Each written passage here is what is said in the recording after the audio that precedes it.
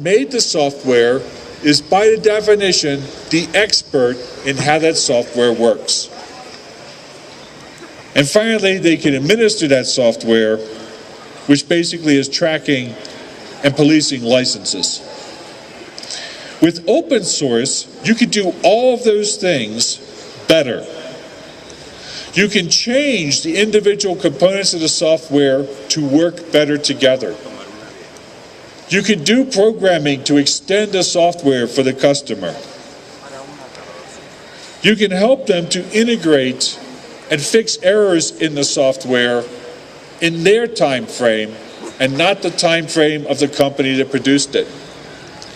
And as an educator, you can become just as knowledgeable and just as good about teaching about that software as the person who wrote it, because you can see the source code of how it works. So free software is a leveler. It allows you to be as good as the person who wrote that software. So this means that it's software as a service, not as a product. And people say, oh, service, I don't like a service job because it's like flipping hamburgers. But no, it's not. It's actually like being a brain surgeon. A brain surgeon does not produce a product. You do not end up with a second brain when they get finished. They repair the brain you have. But they're paid a lot of money because you value your brain. You don't go and look for the cheapest brain surgeon you can find. You don't say, I'll take the brain surgeon that doesn't wash their hands after every operation. Or I'll use the brain surgeon that uses last year's x-ray machine. You want the best because your brain is important to you. And to a business person, their business is important to them. So they will ask for the best, the person who could do the job the fastest, the cheapest, and the best. So how do you get started in this? First of all, you have to know your market. You have to know the business that you're going to be approaching to sell your software and to sell your services. You have to know what value you're going to be adding to that customer, how to make their business work faster and better. You have to come up with a real business plan about how you are going to make your business go forward. You have to know how to market your services to the owner of the business. I'm afraid you're going to have to put on a tie and a nice shirt and maybe a suit, because these people are business people and they want to know that they're talking to somebody who thinks like them. You're going to have a financial plan for your company to be able to get the finances going until you start bringing in money. And then you should have an exit strategy that once you've built your business up, how do you sell your business so that you can retire to some nice place like Cancun? You should also look at getting certified if you're a systems administrator.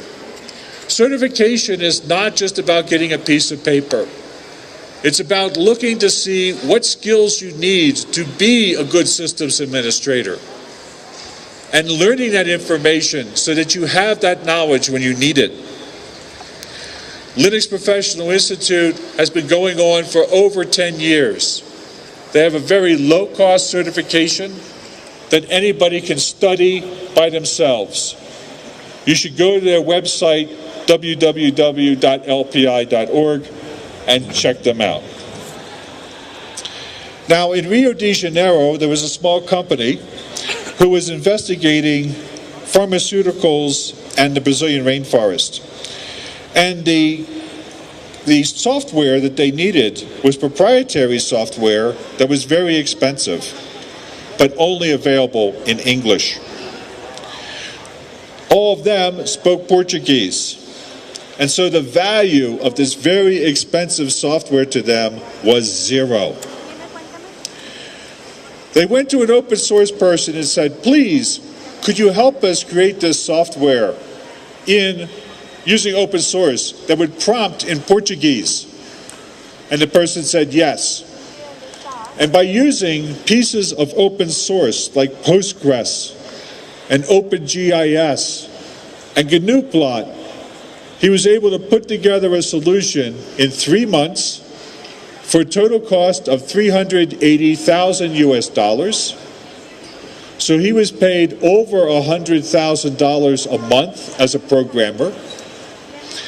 Plus, he got a contract to keep maintaining this software.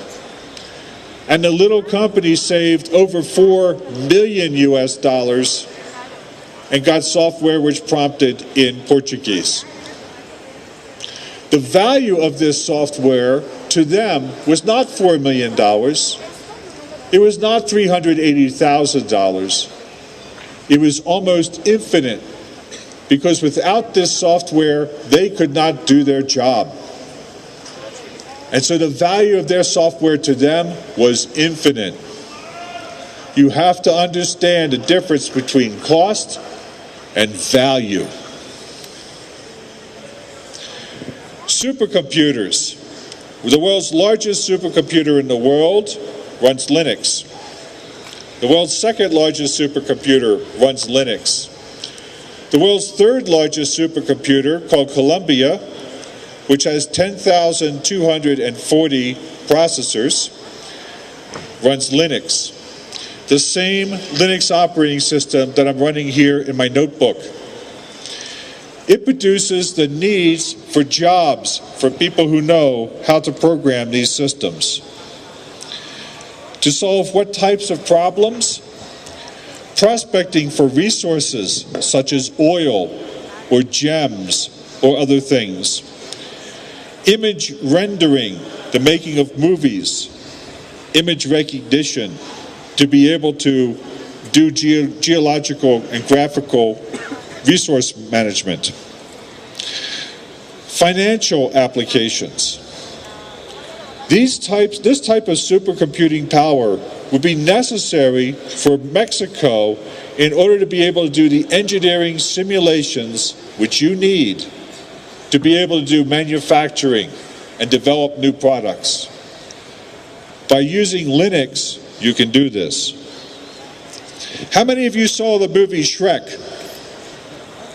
How many live actors were in Shrek? 0.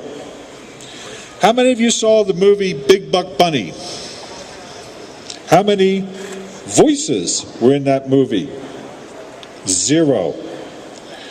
Why can't those movies be made here in Mexico? Why can't those movies generate jobs here in Mexico? Why should those movies be made in the United States? That's the question you have to ask. Both of those movies were made using free software.